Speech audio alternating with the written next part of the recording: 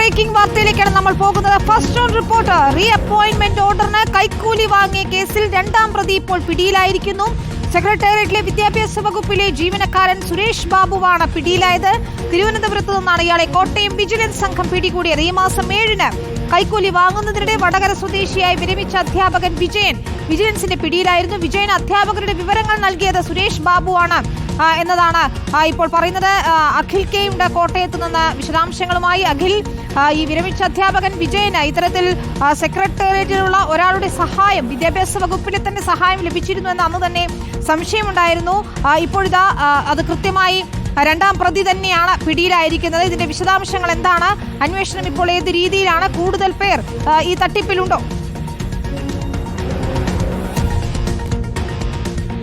വിനീത, അതായത് ഇതിൽ രണ്ടാം പ്രതി എന്ന് പറയുന്നത് കേസ് രജിസ്റ്റർ ചെയ്ത കണക്കിൽ പ്രകാരം, പക്ഷേ മുഖ്യ പ്രതി അത് സുരേഷ് ബാബു തന്നെയാണ് എന്നുള്ളതാണ് ഏറ്റവും പ്രധാനപ്പെട്ട കാര്യം. കാരണം ഈ വിജയൻ എന്ന് പറയുന്നത് ഒരു ഇടനിലക്കാരൻ മാത്രമാണ്. ഈ വിജയൻ ഈ പണം അല്ലെങ്കിൽ കൈക്കൂലി വാങ്ങിയത്, 1.5 ലക്ഷം രൂപ കൈക്കൂലി വാങ്ങിയത് സുരേഷ് ബാബുവിന് വേണ്ടിയിട്ടാണ്. ഈ സുരേഷ് ബാബു ചോർത്തി നൽകുന്ന വിവരം, ആ വിവരങ്ങൾ വെച്ചുകൊണ്ട് അധ്യാപകരെ ഈ വിജയൻ സമീപിക്കുന്നു. എന്നിട്ട് പണം ആവശ്യപ്പെടുന്നു. ആ പണം വിജയൻ സുരേഷ് ബാബുവിന് കൈമാറുകയും അതിൽ നിന്നൊരു പങ്ക് അല്ലെങ്കിൽ ഒരു വിഹിതം എന്ന് പറയുന്നത് ഈ വിജയൻ ലഭിക്കുകയും ചെയ്തു. ഇതായിരുന്നു ഈ തട്ടിപ്പിന്റെ അല്ലെങ്കിൽ ഈ രീതി എന്ന് പറയുന്നത്. അത് വിജയൻ നടപ്പാക്കുന്നു, ആ രീതിയിലായിരുന്നു അല്ലേ?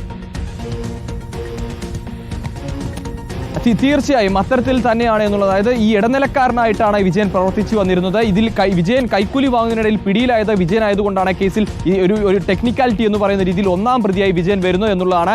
ഈ സുരേഷ് ബാബു ഈ സെക്രട്ടേറിയറ്റിൽ, അതായത് ഈ ഇത്തരത്തിൽ അപ്പോയിന്റ്മെന്റ് ഓർഡർ നൽകുന്നതിനോ അല്ലെങ്കിൽ റീ അപ്പോയിന്റ്മെന്റ് ഓർഡറുകളൊക്കെ ചെറിയ പ്രശ്നങ്ങളിലൂടെ കടന്നു വരുന്ന അധ്യാപകരുടെ വിവരങ്ങൾ കൃത്യമായി തന്നെ വിജയനെ കൈമാറി നൽകുന്നു. ഈ വിജയൻ ഈ അപ്പോയിന്റ്മെന്റ് ഓർഡർ നമ്പറുകൾ അടക്കം എടുത്തുകൊണ്ട് ഈ അധ്യാപകരെ വിളിക്കുകയും അതിൽ ഭയന്നുകൊണ്ടാണ് പലരും ഇത്തരത്തിൽ അതായത് ഒരുപാട് പേർ ഇത്തരത്തിൽ പണം നൽകിയിട്ടുണ്ട് എന്നൊരു കണ്ടെത്തൽ വിജിലൻസ്. അതിൽ കൂടുതൽ വിശദമായ അന്വേഷണത്തിലേക്ക് വിജിലൻസ് ഇനി വരും ദിവസങ്ങളിൽ കടക്കുകയുള്ളൂ. അതായത് സുരേഷ് ബാബുവിനെ കൂടി പിടികൂടിയതിലൂടെ കൂടുതൽ വിശദമായ അന്വേഷണത്തിലേക്ക് പോകും. അപ്പോൾ അത്തരത്തിൽ കൈക്കൂലി നിന്നും അതിനിടയിലാണ് ഈ കോട്ടയത്തെ KSTയുടെ അധ്യാപകനിൽ നിന്നും ഈ കൈക്കൂലി ആവശ്യപ്പെടുകയും അയാൾ ഈ വിജിലൻസിനെ സമീപിക്കുകയും ആ പണമാണ് കൈക്കൂലി വാങ്ങുന്നതിനിടയിലാണ് എറണാകുളത്ത് വെച്ച് വിജയൻ പിടിയിലാവുന്നത്.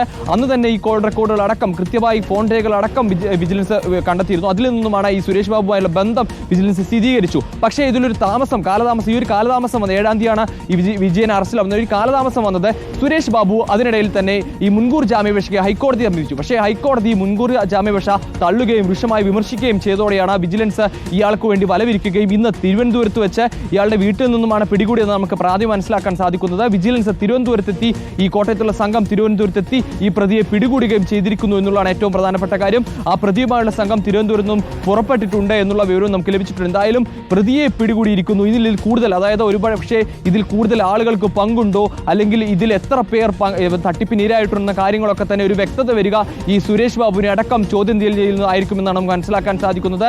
ഈ സുരേഷ് ബാബുവിന്റെയും അതുപോലെ തന്നെ നേരത്തെ തന്നെ വിജയന്റെ CDR ഒക്കെ പോലീസ് ശേഖരിച്ചിരുന്നു. അപ്പോൾ ഇനി സുരേഷ് ബാബുവിന്റെ CDR അടക്കം ശേഖരിക്കും. വിശദമായ ചോദ്യം ചെയ്യലിലേക്ക് പോലീസ് കടക്കും. അപ്പോൾ ഈ ചോദ്യം ഒരുപക്ഷെ രണ്ടുപേരെയും ഒരുമിച്ചിരുത്തിയുള്ള ചോദ്യം ചെയ്യലിലേക്ക് അടക്കം വിജിലൻസ് ഉണ്ടാകും. അപ്പോൾ അതിൽ നിന്നൊക്കെ കൃത്യമായ വിവരങ്ങൾ ലഭിക്കുമെന്നുള്ളതാണ്. എന്തായാലും കോട്ടയം DYSP ആയിട്ടുള്ള രവികുമാർ നേതൃത്വത്തിലുള്ള സംഘം, അതിൽ CAയുടെ നേതൃത്വ സംഘമാണ് ഇത്തരത്തിൽ തിരുവനന്തപുരത്ത് എത്തി ഈ പ്രതിയെ പിടികൂടിയിരിക്കുന്നത്. നേരത്തെ പിടിയിലായതാണ്. പക്ഷേ വിജയനെ കൊണ്ട് കാര്യങ്ങൾ ചെയ്യിപ്പിച്ച ഈ റീ അപ്പോയിന്റ്മെന്റ് ഓർഡറിന് കൈക്കൂലി വാങ്ങുന്ന മുഖ്യ സൂത്രധാരനാണ് പിടിയിലായിരിക്കുന്നത്. സെക്രട്ടേറിയറ്റിലെ വിദ്യാഭ്യാസ വകുപ്പിലെ ജീവനക്കാരനാണ് ഈ സുരേഷ് ബാബു. അഖിൽ കെയാണ് ഈ വാർത്ത ആദ്യം പ്രേക്ഷകരിലേക്ക് എത്തിക്കുന്നത്. ഏതായാലും തുടർ വാർത്തകൾക്കായി നമ്മൾ കാത്തിരിക്കുകയാണ്. വലിയൊരു സംഘമാണോ ഇതിന് പിന്നിൽ എന്ന് കൂടി